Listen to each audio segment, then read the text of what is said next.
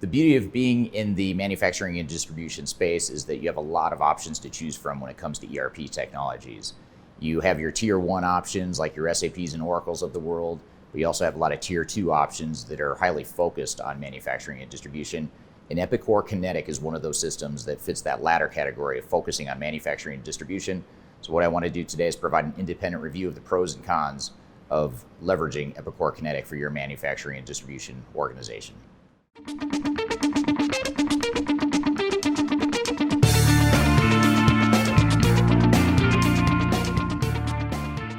My name is Eric.Kimberling. I'm the CEO of Third Stage Consulting. We're an independent consulting firm that helps clients throughout the world on their digital transformation journeys. And Epicor Kinetic is the new name for the Epicor ERP product suite. You may have been familiar in the past with Epicor 9 or Epicor 10, or just the Epicor name in general, but Kinetic is the new name of their flagship product that focuses on the manufacturing and distribution space. And just as a bit of background, I grew up in the manufacturing space, and early in my career, I was doing a lot of work with mid-sized manufacturing organizations. So Epicor is a product that I've been very familiar with over the last 10 to 15 years. And the product and the company itself has gone through a lot of evolutions and ups and downs and sort of ebbs and flows over time, just like a lot of ERP vendors out there. And so what I want to talk about today is where is Epicor today and how does Kinetic fit into your potential ERP roadmap?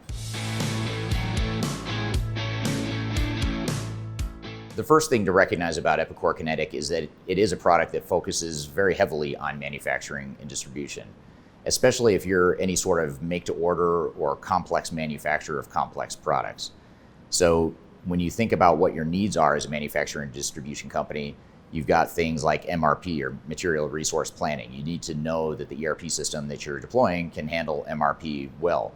You also want to know that demand planning is included within that, bills of materials and routing and all those things that tie together your manufacturing and distribution operations. And the good thing with Epicor Kinetic, and probably its biggest strength, is that it does those things. It handles manufacturing very well. And like I said before, in particular, if you're a complex make-to-order or an engineer-to-order manufacturer, this tends to be where Epicor shines.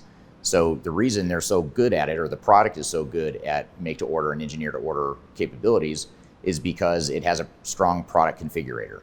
In fact, I remember 10 or 15 years ago when I was first learning about and we had first started implementing Epicor for clients, realizing that Epicor has the product configurator in a way that a lot of other ERP systems don't. Even for a lot of manufacturing ERP systems out there, a lot of them don't have that product configuration capabilities. And if you don't know what product configuration is or a product configurator, that is what really ties together everything from your sales and estimation process all the way through the actual manufacturing of those complex make-to-order products. So in other words, when you have a sales rep or a customer service rep that's taking an order or giving a bid to a potential customer, they need to know that they can configure the product that they're selling to their end customers. And you need to know that you can set up those business rules within the system to manage what you can and can't do as far as putting together your materials and subassemblies into your finished product. So that product configurator is probably the biggest strength that Epicor Kinetic provides, and that's an area you really want to hone in on as you're evaluating Epicor against other systems in the marketplace. One of the big dilemmas with ERP systems in general is that there's a trade-off or a decision that needs to be made oftentimes between the big rigid ERP systems out there and those smaller systems that are more flexible almost to a fault, in that it becomes harder to drive any sort of standardization because the systems are almost too flexible. So one of the emerging trends in the ERP space in general is this whole concept of low-code or no-code customization or configuration. And really what that means is that you're changing and personalizing and almost customizing the technology, but you're not messing with the source code, and you're not running that risk of potentially breaking the technology in the way it was meant to be built. And Epicor is becoming somewhat of a pioneer in that whole low-code or no-code concept and mindset, which can really provide a way to get the best of both worlds. On one hand, you have standard processes and workflows that allow you to scale, but on the other hand, you have these low-code and no-code capabilities to be able to tweak or modify the software without necessarily having to change the source code and create a bunch of problems with upgrades and maintenance and just general usability going forward. So if that's something that's appealing to you, then Epicor Kinetic can be a great product for you going forward.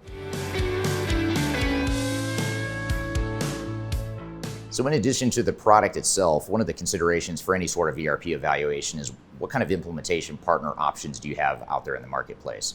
So when you're evaluating Epicor or any other ERP system, you want to understand who are the value-added resellers or those implementation partners or system integrators that can support the product and help you on the technical implementation of the system.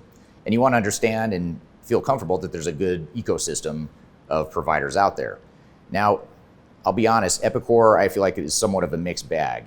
Historically, if I go back 10 to 15 years, they had a fairly robust ecosystem, a lot of different implementation partners and VARs out there helping resell and implement the software.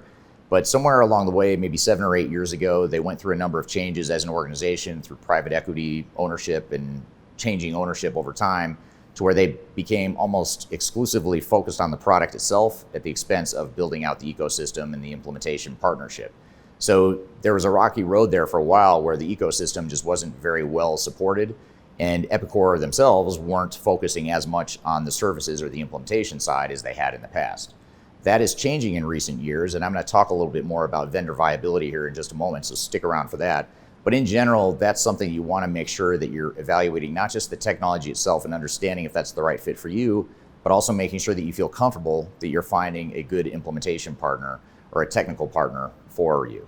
And if you are looking for potential Epicor partners, feel free to reach out to me. I'm happy to share some of our notes and experiences with working with some of the different VARs out there in the marketplace. Because Epicor is focused so exclusively on manufacturing and distribution, Kinetic can provide a certain amount of cost and value that you're just not going to get with other systems. And the reason for that is because you're not having to buy functionalities and modules that are outside the realm of what you need. For example, if you were to go buy an SAP S/4HANA or an Oracle ERP Cloud or Microsoft Dynamics 365, you're going to be buying a lot of stuff that you may not need because they have a lot of capabilities outside of manufacturing and distribution. So in terms of ROI and the high value areas of your manufacturing operations, we find that Epicor customers do tend to realize a high amount of value relative to other systems in the marketplace. We also find that the implementation cost itself can be a bit lower because you're not dealing with the complexities of all these different modules that don't apply to you as an organization. So when it comes to cost and value, Epicor rates very highly, and we find that that's a positive strength of the product and the company itself.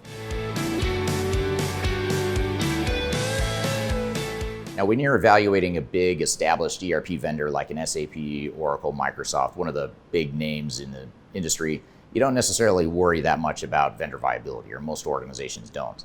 But when you're dealing with a smaller or a second tier ERP vendor like an Epicor, you have to think about how viable is this company, as well as how viable is the product itself. And this is an important consideration for Epicor because 5 or 7 years ago, I would have rated the vendor viability of the company fairly low. In fact, that was something that we had seen declining in the years, probably the early 2010s. We saw that starting to decline and sort of bottomed out a few years ago to where we were concerned about the viability of the product itself and the company itself. Now, there's a few layers of vendor viability. What do I mean by that? What were those concerns that we had? Well, I mentioned before the implementation partners and the ecosystem that's being built to support the product. That was something that was healthy 15 years ago, but 5 or 8 years ago, not so healthy. That's something that's starting to turn the corner, and I think Epicor, with new leadership, is starting to focus more on building out that ecosystem and building more robust options within the marketplace. There's also the financial viability you have to think about. Many years ago, Epicor had a huge amount of debt, had a lot of financial concerns on their balance sheet, and it really made you wonder or question, is this company going to be around for a while, or are they going to be an acquisition target for a big ERP vendor to come in and take over and cut all their customers off the legacy product to switch them over to the new parent company's product? That's not as much of a concern anymore, partly because, again, new leadership that has been installed in the last couple of years really seems to be setting them in the right direction financially to where we don't share those same financial concerns that we may have had a few years ago. And then the final layer that's worth thinking about is the leadership team, as I've mentioned a couple times. And you want to know and understand how strong is that leadership team, what's their vision, and do you feel confident that they're going to take the company and the product itself to where you want to go as an organization in the future. And having gotten to know some of the new leadership within the Epicor organization, I feel comfortable now today because these are a lot of people that I've known through other organizations, other ERP vendors, larger ERP vendors in many cases, that they've acquired or brought onto the leadership team at Epicor. So they have a very strong leadership team, and I could not have said that 5 or 8 years ago. So that does seem to be another consideration with vendor viability.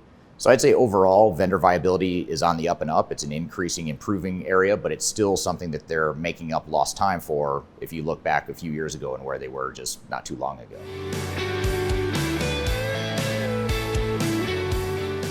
Now, so far with the product itself, I've focused on the functional strengths and some of the things to consider that are strong within the capabilities of the technology. But just like any ERP system out there, Epicor Kinetic has its weaknesses as well. And I'd say the biggest one to think about is if you're a manufacturing distribution organization, but you also highly value other parts of your operations like CRM or human capital management or HR, those are two examples of areas that Epicor is not as strong as other ERP systems in the marketplace. So the way to think about this is, are you looking for an ERP system that does manufacturing and distribution really well, and then other parts of your operations just okay? Or are you looking for something that's very strong in manufacturing and distribution, as well as very strong in HR and very strong in CRM and very strong in product lifecycle management and some of those other outlying areas of ERP technologies? And if your sole focus or your number one priority is hands down manufacturing operations, then Epicor Kinetic is absolutely a good consideration for you.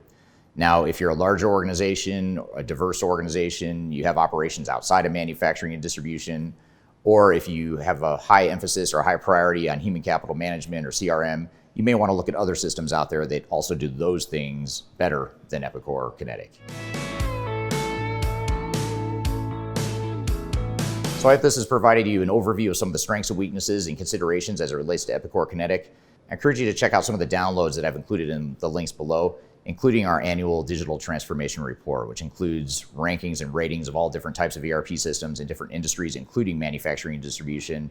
And in that report, we talk about Epicor among other systems. So if you're looking for independent, objective advice on the types of systems available to you or best practices in terms of how to implement and how to choose and move forward with your ERP strategy, then I'd say check out that download among others below. So I hope you found this information useful and hope you have a great day.